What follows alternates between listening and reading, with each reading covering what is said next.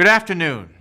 Every day is a great day to be in the United States Army because we serve with the world's greatest soldiers.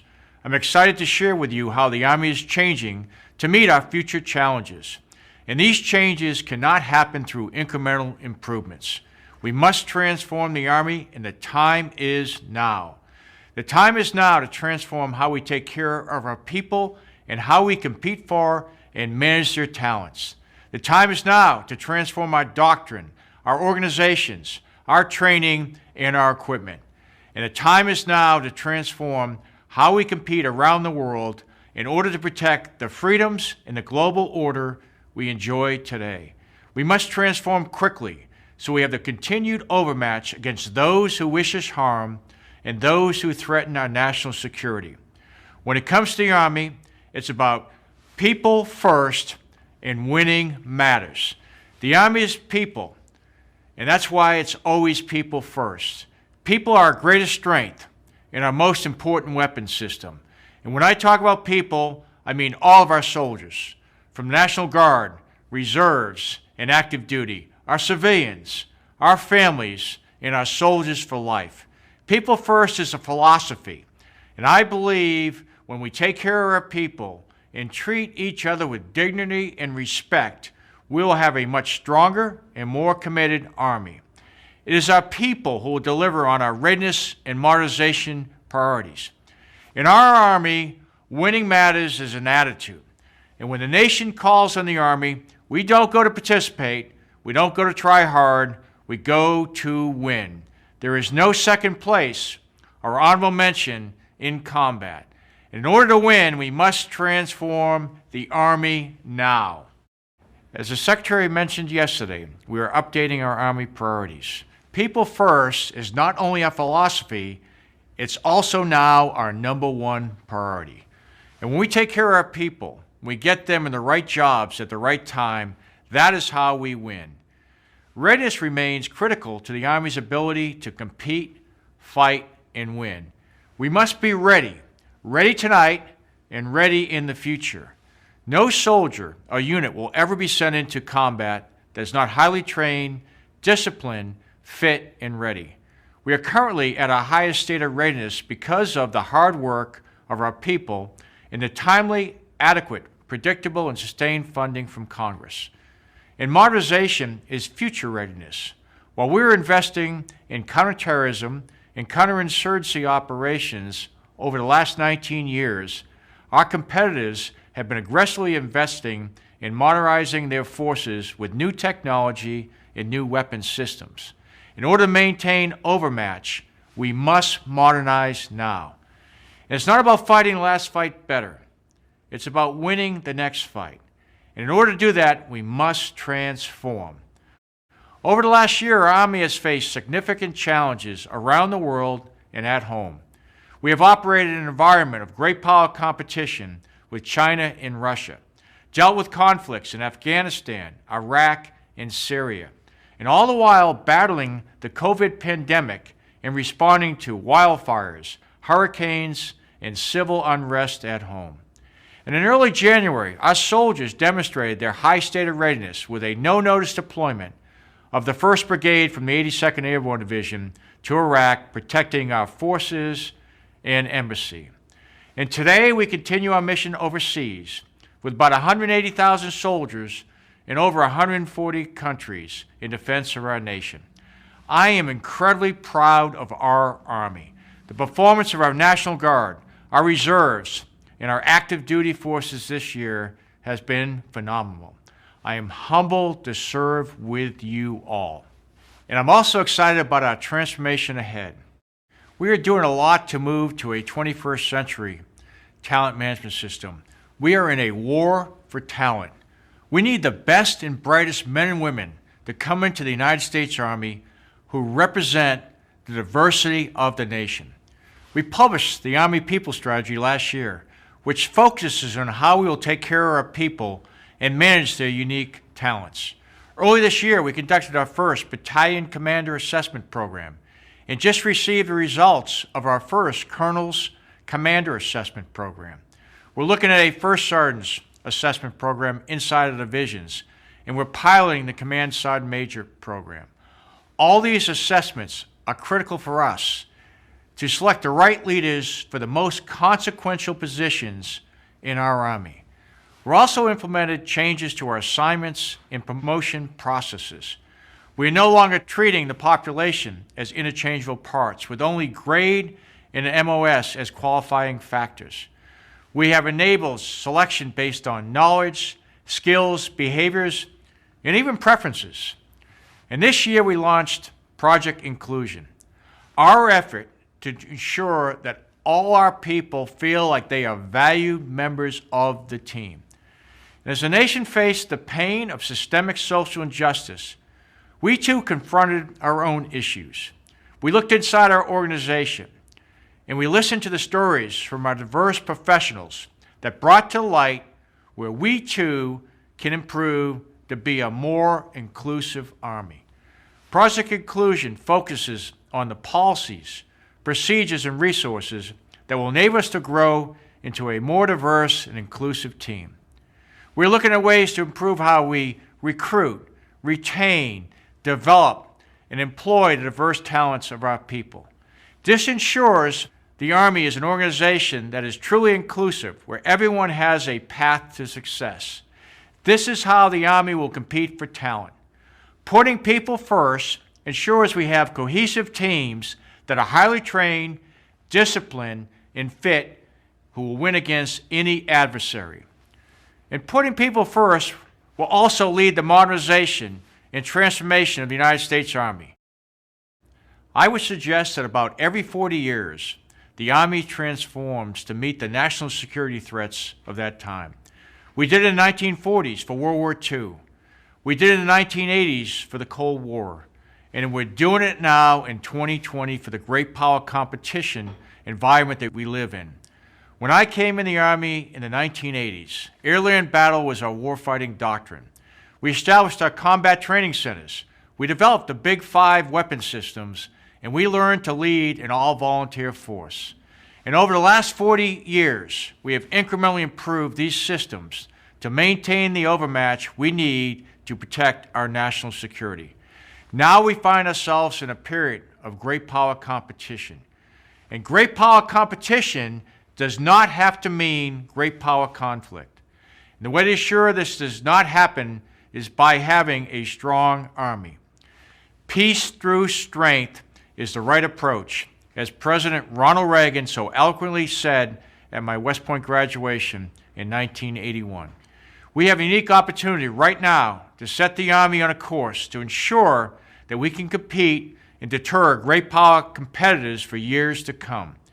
We are moving away from the industrial age to the information age processes and moving at the speed of relevance and not the speed of perfection. Our competitors have aggressively invested in new technologies and are challenging our overmatch. The pace of changing technologies is accelerating, and our nation's competitors are more determined than ever to exert their will and influence. And that's why the time is now for transformational change to build the Army that we need for the future. Transformation is not just about new equipment. It starts with the way we're going to fight. We recognize that in the future we will be contested in all 5 domains: on land, in the air, at sea, in space, and in cyber. And in order to compete and dominate in all domains, we are implementing the multi-domain operations concept. This concept defines how we will fight in the future, where we know we will be contested in every domain. It includes 3 tenets: calibrated force posture, new organizations, and convergence. Calibrated force posture is how we optimize the employment of our forces through forward positioning, rotational forces, and dynamic force employment. Key to this tenet is set the theater to ensure we have the access, basing, and infrastructure to rapidly deploy forces when required.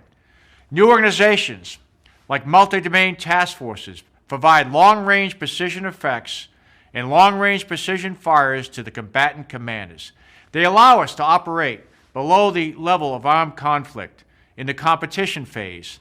They enable deterrence and if required, can penetrate anti-access, air denial capabilities in time of conflict. Convergence is the act of coming together, whether it's people, organizations, technology, concepts, or all of the above. Project Convergence is a name the Army has given to our campaign of learning, a structured series of demonstrations and experiments to converge within and across 5 core components. First, we are converging people. Through the Army People Strategy, we are putting the right people in the right place at the right time. We are putting the right people and specialties together in our multi-domain task forces. 3 years ago, we brought operators together with acquisition professionals in our 8 cross-functional teams. Today, we're bringing those teams together to test interoperability at the earliest stages of development, which brings me to our second core component.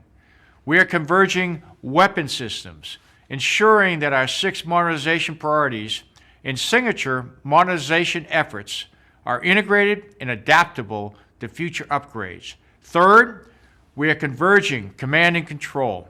We are taking our existing C2 systems, the integrated tactical network, the command post computing environment, and the integrated air and missile defense battle command system, and ensuring they can plug into a joint architecture.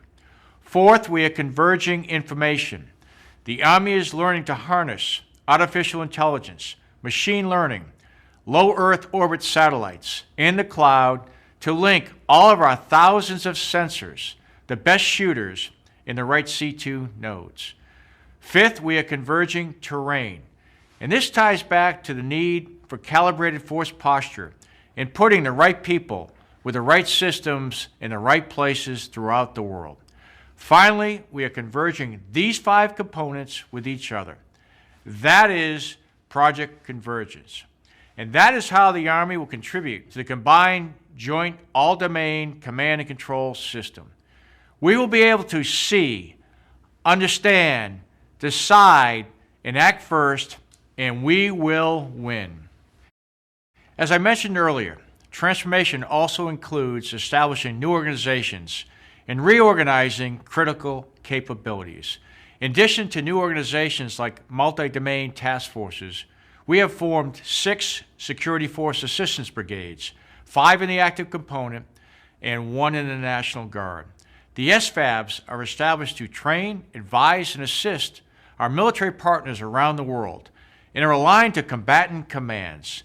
These organizations allow us to compete and strengthen relationships and interoperability with our allies and partners. We're also developing organizations to operate in the information space to enable us to counter the weaponization of information by our competitors.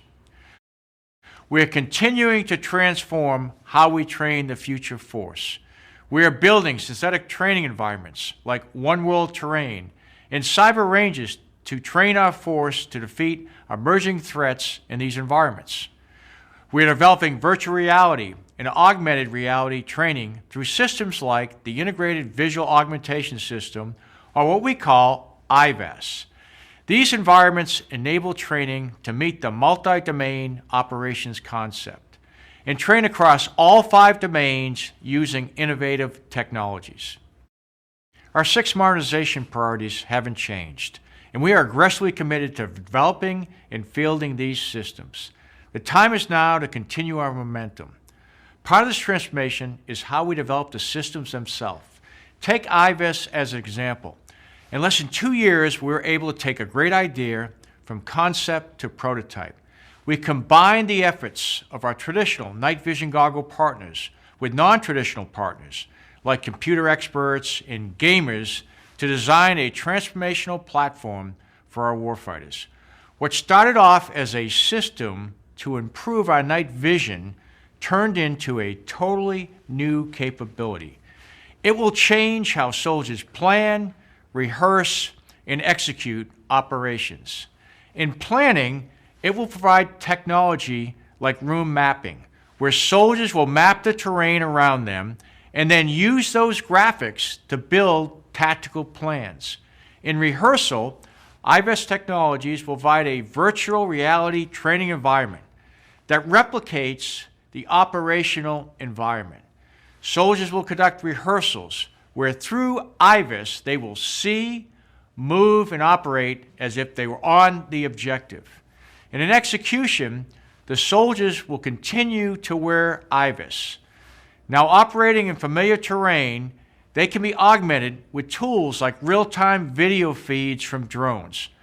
IVAS will also link to the scope of the soldier's weapon and allow them to shoot around corners or over obstacles while staying behind cover. And what's really exciting is who knows what else our soldiers can do with this platform in the future. We're also applying transformational approaches across the other 6 modernization priorities. For example, for long-range precision fires, we've had very successful tests with the hypersonic and precision strike missiles. These will give us the ability to penetrate anti-access and aerial denial systems. They provide us the capability to strike dynamic targets, to include sinking ships. We recently conducted the down select for the Future Attack Reconnaissance Aircraft and the Future Long-Range Assault Aircraft. Future Vertical Lift will give us the ability to conduct long-range aviation operations, increase our loiter time, and extend our battle space range and depth. We're also just conducted a successful test with the Integrated Air and Missile Defense Battle Command System. We are not going to do this alone. Our allies and partners are critical in achieving combined, joint, all-domain operations and maintaining strength across many regions of the world.